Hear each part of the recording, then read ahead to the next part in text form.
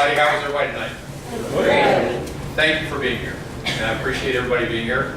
A lot of people to thank, but I really want to thank the people who made the chili.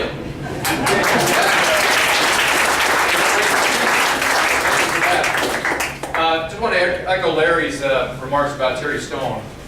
Terry really helped guide me from the very beginning when a PTO dad didn't have the slightest idea what politics meant, and helped guide me through some of the pitfalls of what to expect. So I just like to say a personal thanks to Terry too.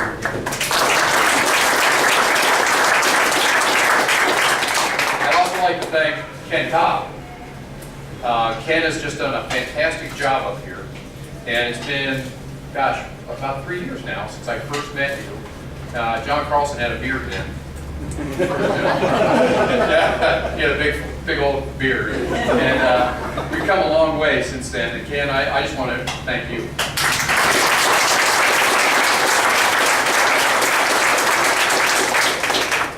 Did a little boxing when I was in the Naval Academy, and one of my coaches said, Chip, half the battle is climbing in the ring to fight.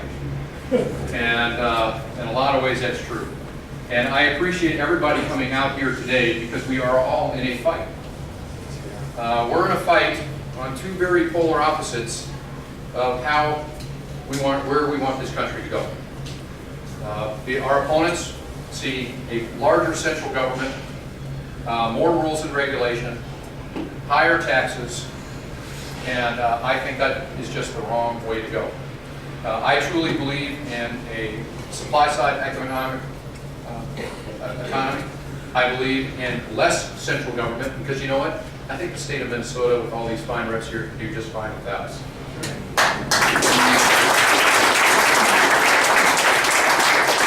I see government partnering with business instead of playing gotcha in our mining operations. You know, you have the EPA coming in constantly and just hammering our miners, hammering the mining companies, hammering our logging companies, day after day after day. Instead of partnering with them, saying, how can we have an equal success? How can we protect our environment and make sure that we have good employment here in the United States?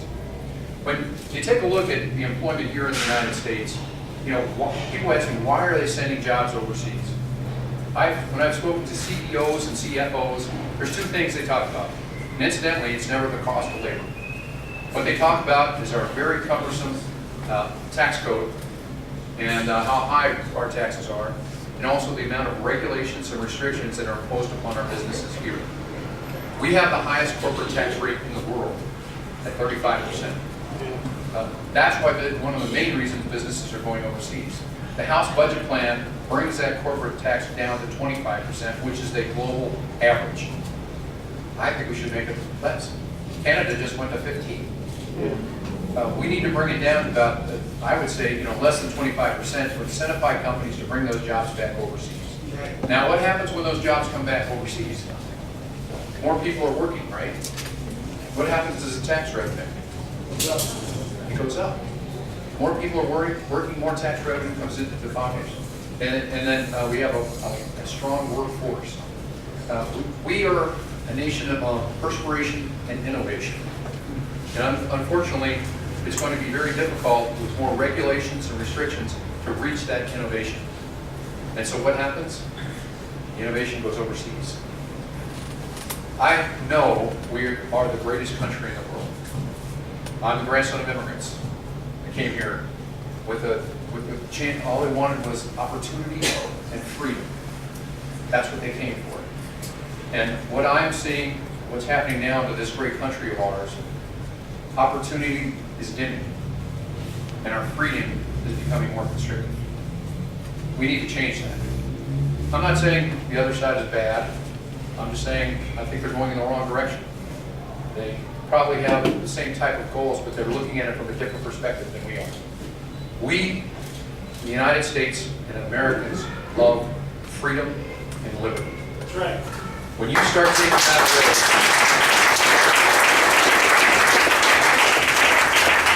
that's when you start to dampen that light. And that's not what I fought for, and I know there's a lot of military guys in here too. We fought for the Constitution of the United States. We fought for that freedom and that liberty so the next generation would be more, have those freedoms. We don't want a government to come in and take those freedoms away. Because remember, for those, what a government gives, the government can also take away.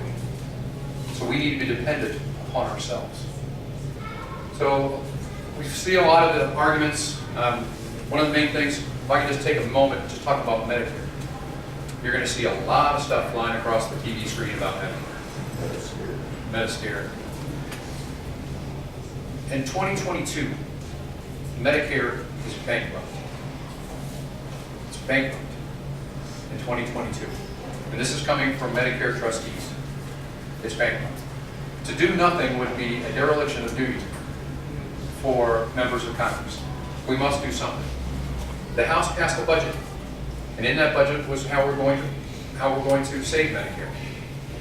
Geiger came in and said, we don't have a solution to the long-term problem, we just know we don't like yours.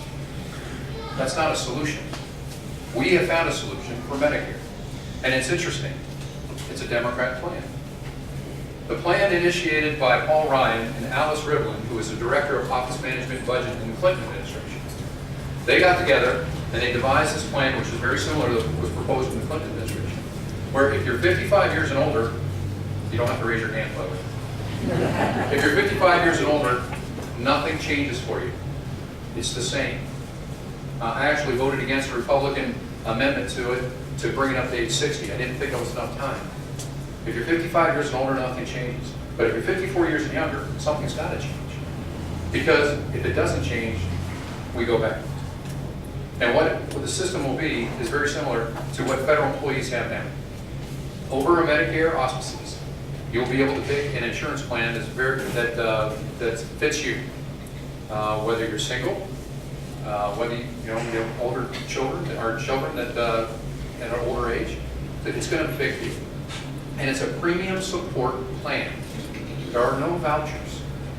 There are no vouchers. You don't get a voucher to be, they send you a check and they say go buy insurance. That's not what it is. It's a premium support plan. It's seamless to the retiree.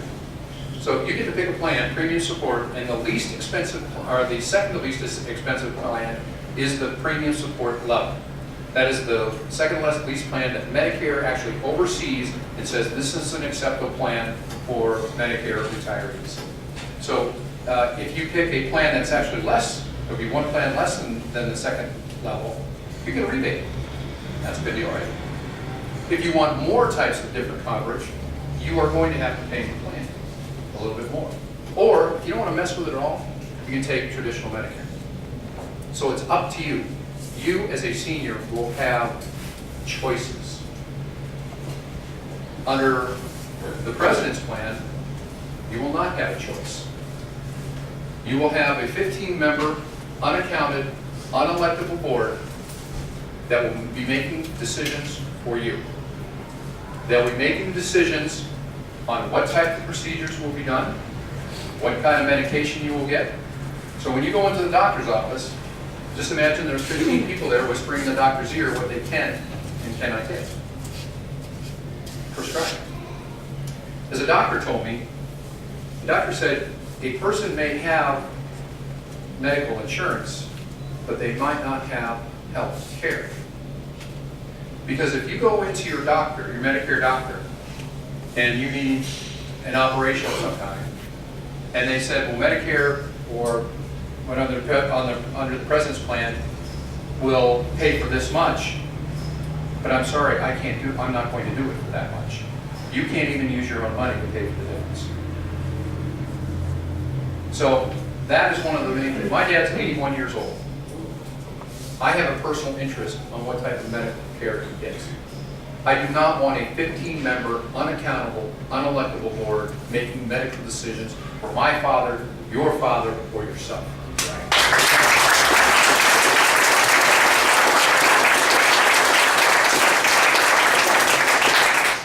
That's under the Medicare plan, under the present plan. In addition to that, if you really want to get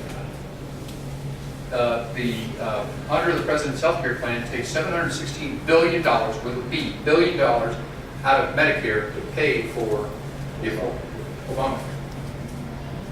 So you can see the problem here.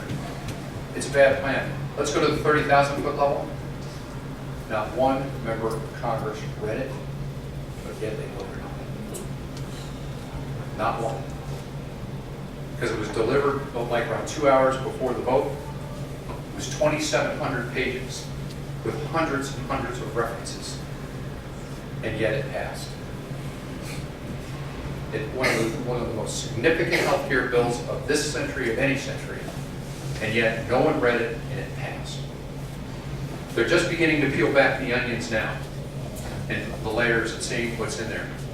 And they're saying it's going to be a very complicated bill. I think they're halfway through it, the bureaucrats, and they've created another 30,000 pages of just regulations and rules. Anything you have to hire 16,000 IRS agents to implement, I've got a problem with.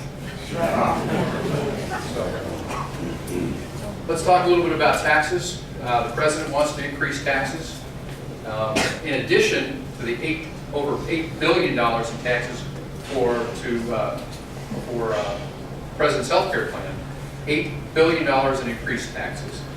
And I personally feel that this is going to be a tax that's going to be felt on the middle class. And why do I say that? It's because if you're poor or indigent, you're already under a plan, right? The wealthy, they're going to be able to pay for their insurance. Who's going to bear the brunt of that tax? The guys in the middle. That's where the tax is going to come from. It's not a good bill. And the more you unpeel this onion bag, you get to see it even more and more. But the president wants to add another $2 trillion in taxes associated with that as well. He wants to tax those that make over $250,000 or more, or if you're single, $200,000. Now, why is that important? 7 out of 10 people in this country are employed by small business. I would say that's probably higher in the 8th District of Minnesota because we're small towns. We are small business. So, 7 out of 10 people are employed by small business. 75% of those are what's called S Corps or LLCs. They take their income as normal income. So, when you're taxing those people that make that kind of a salary or make that kind of profit, you're taxing those small businesses. Now, every dollar that's taken out of that small business, that's one less dollar a small business owner has to reinvest and create more jobs. The more money that we take out of, that government takes out of our pockets and goes to Washington, D.C., that's less money that we can invest in our cities and our towns. So this tax is going to affect directly the small business owner. You talk to the small business owners, you ask them, well, what are you going to do? They say, well, there's a couple things. One, because of the President's health care plan, they have 55 people, they're going down below 50. So they're not affected by it. Or two, they have to streamline their business. What does that mean? Cut people. Cut people. And who ultimately pays taxes at the end? The consumer. The consumer pays taxes at the end because it goes right through the small business. In this election, just ask yourself some questions. And they're honest questions. First off, ask yourself this question. Is your house going to be easier or harder to sell than it was 4 years ago? Is it more expensive or less expensive to fill up your gas tank? I know the answer to that was pretty quick. Is it more expensive or less expensive at the grocery store? Do you feel more secure or less secure as a nation?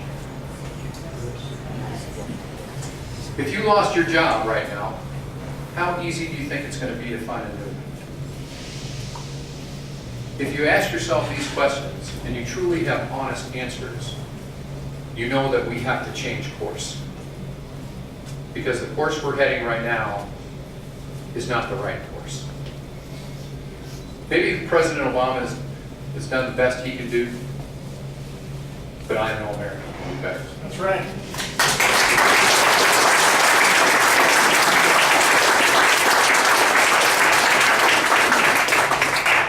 Do you want me to take some questions, or? Why don't we just take a couple questions, and I don't want to hold anybody up here. Yes, sir. Thanks for supporting the audit the Fed bill. Yeah. Any chance of that passing the Senate? You have to ask our senators. We just a dovetail on that. We've got two really good bills that are sitting over in the Senate side right now. The Freedom to Fish Act. This is the overreach that's happening these last couple of years. The federal government came in and to Mille Lacs Lake and said that's ours. They took Mille Lacs Lake from the state. They said we are now in charge of Mille Lacs Lake. It's one of the biggest federal overreaches. Now, it's also our friends at the EPA. What happens is now, not only Mille Lacs Lake, but the tributaries that will be feeding into Mille Lacs Lake, we're going to have to control them too.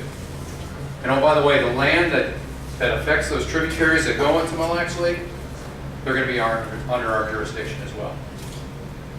We had a bill that counteracted that. It passed the House. It's sitting over in the Senate. We sent a letter to Senator Reed, Senator Klobuchar, and Senator Frank and asked them to push that bill through. The other, of course, is the school trust lands. 30 years, these school trust lands plus have been in the Boundary Watering area. It's a land swap. That's all it is. Federal land or state land.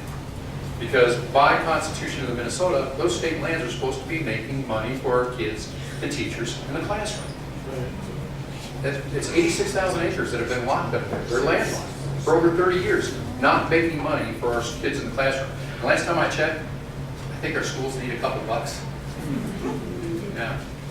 So anyway, write your senators, ask them to push these bills through, try to get them through as soon as possible because we need to start getting revenue for our teachers and our kids in the classroom. Yes, sir.